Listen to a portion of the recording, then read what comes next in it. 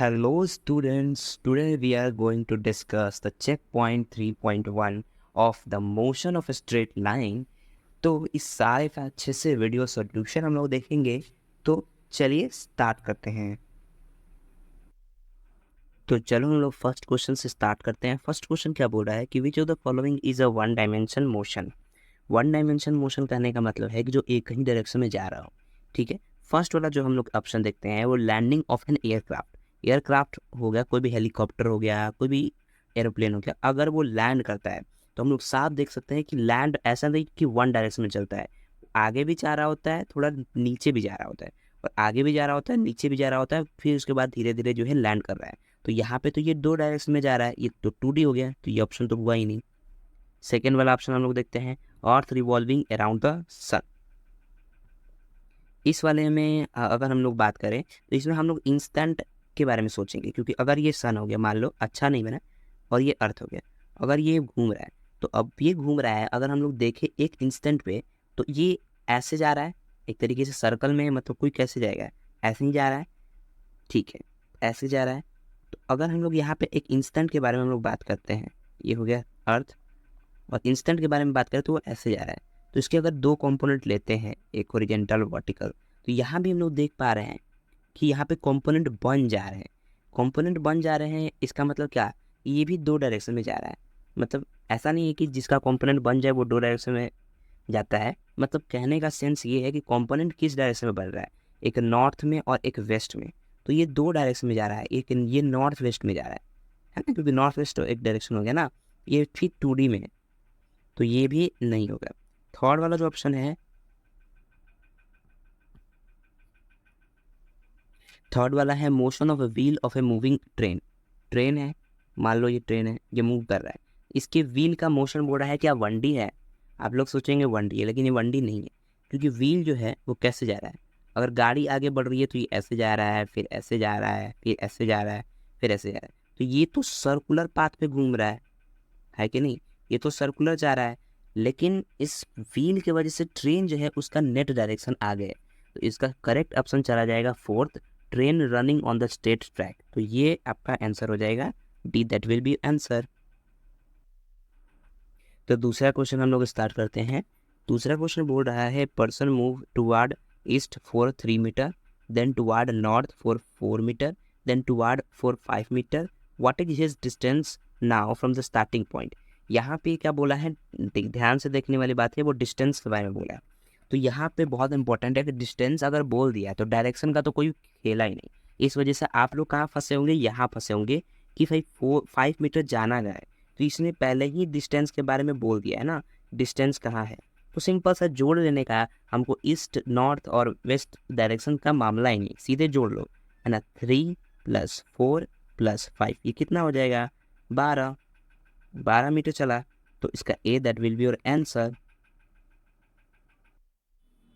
तो third number question बोल रहा है कि a particle move in a circle of radius r from A to B as shown in the figure, the distance covered by the object is. Okay, तो यहाँ पे सबसे पहले अगर हम लोग बात करें तो हम लोग जानते हैं कि 2 पाई है ना, बोले तो 360 डिग्री, सर्कल जो एंगल बनाता है 360 डिग्री, तो 360 डिग्री या 2 पाई में कितना चलता है, उसका पेरीमीटर के बराबर, यानी कि 2 πr चलता है। तो यहाँ पे 60 डिग्री को हम लोग बोलते हैं π/3। तो π/3 में कितना चलेगा, तो हम लोग जानते हैं π/3 में चलेगा ये, तो चलता है 2 πr। अरे यार चल रहे हैं। तो नेक्स्ट क्वेश्चन हम लोग देखते हैं, question number 4। A wheel of radius 1 metre rolls forward half of the revolution on a horizontal ground. The magnitude of displacement of the point of the wheel initially in the contact with the ground is। अब सबसे पहला important बात यह है कि यहाँ पे इसने क्या बोला है, डिस्प्लेसमेंट के बारे में बोला है। अब मान लो जो ये एक व्हील हो गया, अच्छे से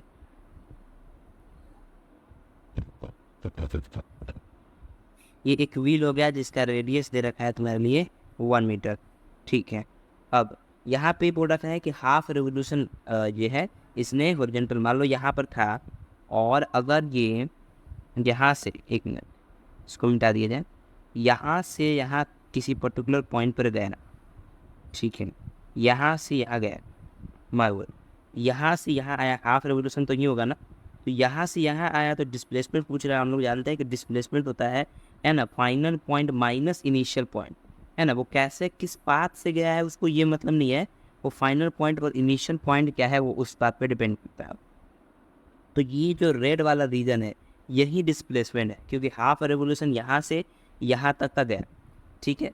तो ये कितना होगा, इस चीज़ को कैलकुलेट करने के लिए हम लोग सिंपल एक ट्रायंगल बना सकते हैं। ये जो ट्रायंगल है किससे हल होगा, क्योंकि ये जो यही जो है वो डिस्प्लेसमेंट है। अब यहाँ से यहाँ चला तो कितना, आधा जो चलता है पूरा जो पेरीमीटर होता है वो 2πr होता है, तो ये इसका तो आधा रेवोल्यूशन चला, तो यानी ये जो लेंथ हो जाएगा वो πr हो जाएगा लेंथ। और ये जो लेंथ है वो क्या है, डायामीटर है, और डायामीटर रेडियस 1 मीटर, तो डायामीटर 2 दे रखा है। तो पाइथागोरस थ्योरम से यहाँ पे हम लोग देख सकते हैं कि इसका आंसर जो है 4 + πr का होल स्क्वायर, और r की वैल्यू 1 है, इस वजह से इसका c जो है आंसर चला जाएगा, that will be your answer.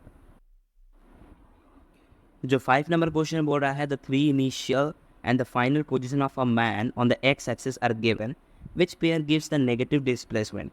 Negative displacement करने का मतलब है कि नेगेटिव साइड में डिस्प्लेसमेंट होना चाहिए नेगेटिव एक्स एक्सिस में, ओके।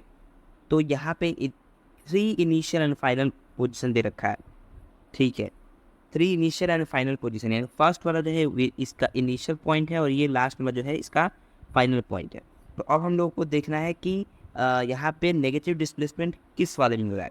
तो फर्स्ट वाला में अगर मैं बारे में बात करूँ तो माइनस से चला है और प्लस में गया है। तो मैं सपोज करो कि ये ओरिजिन हो गया 0 है, ये पहले से -8 पे खड़ा था, और पहले से -8 पे खड़ा था, लेकिन ये गया कहाँ है, इधर गया है पॉजिटिव एक्सिस। तो ये होगा तो नहीं, नेगेटिव डिस्प्लेसमेंट नहीं, क्योंकि फाइनल पॉइंट अगर मैं घटाता हूँ 7, ये -8 है 7 है, तो जा कहाँ रहा है, पॉजिटिव साइड में, है ना। तो इसका डिस्प्लेसमेंट पॉजिटिव डायरेक्शन की ओर है। यहाँ पे दूसरे वाले में अगर मैं बात करूँ तो ये पहले से था 7 पे, लेकिन गया कहाँ है, -3 पे, तो ये वाला जो है नेगेटिव डिस्प्लेसमेंट है। थर्ड वाला में अगर मैं बारे में बात करूँ तो ये पहले, मान लीजिए अगर ये ओरिजिन है, पहले से कहा था ये -7 पे था और गया है +3 पे, यहाँ पे भी प्लस में डिस्प्लेसमेंट है। तो ऑनली सेकेंड वाला जो ऑप्शन है उस वाले में जो है नेगेटिव डिस्प्लेसमेंट आपके लिए हो रहा है, तो इस वजह से B, that will be your answer हो जाएगा फॉर 5th नंबर क्वेश्चन। तो छठा नंबर क्वेश्चन है, the numerical ratio of displacement to the distance covered is always. अब देखो सबसे पहले जो है डिस्प्लेसमेंट और डिस्टेंस का जो रेशियो होता है वो हमेशा जो है इक्वल और लेस देन 1 होता है। ऐसा क्यों होता है, इसका रीज़न हम लोग जानते हैं। डिस्प्लेसमेंट जो होता है वो हम लोग पाते हैं final point minus initial point, यानी उसको रास्ते से मतलब नहीं है। अगर ये 2 पॉइंट है और 2 पॉइंट में कहीं से गए, इतना लंबा पाथवे जो है तुम्हारा डिस्टेंस हो गया, और लेकिन डिस्प्लेसमेंट जो हुआ, मैं रेड से बना रहा हूँ, डिस्प्लेसमेंट जो है वो यही है। जितना जो ब्लू वाला रीजन है वो डिस्टेंस है, और ये जो रेड वाला रीजन है वो डिस्प्लेसमेंट है। ये जो रीजन है वो क्या है, वो रीजन जो है वो डिस्प्लेसमेंट है, ठीक है। यहाँ पे हम लोग साफ देख सकते हैं कि डिस्टेंस बड़ा है और डिस्प्लेसमेंट छोटा है। तो हम लोग अगर डिस्प्लेसमेंट बाई डिस्टेंस करते हैं तो ऊपर में क्या है, छोटा, नीचे में क्या है, बड़ा, तो ओवरऑल क्या हो जाएगा, छोटा ही आएगा ना। इस वजह से ये एक से बराबर हो सकता है कब, जब ये स्ट्रेट लाइन में चले, ए टू बी चले, तो यहाँ पे डिस्टेंस और डिस्प्लेसमेंट दोनों जो है इक्वल है, इस वजह से इक्वल और less than 1, C, that will be your answer. 7th number question जो है बोल रहा है, the particle move along a circular path of radius r, okay, एक रेडियस r हो गया, ठीक है।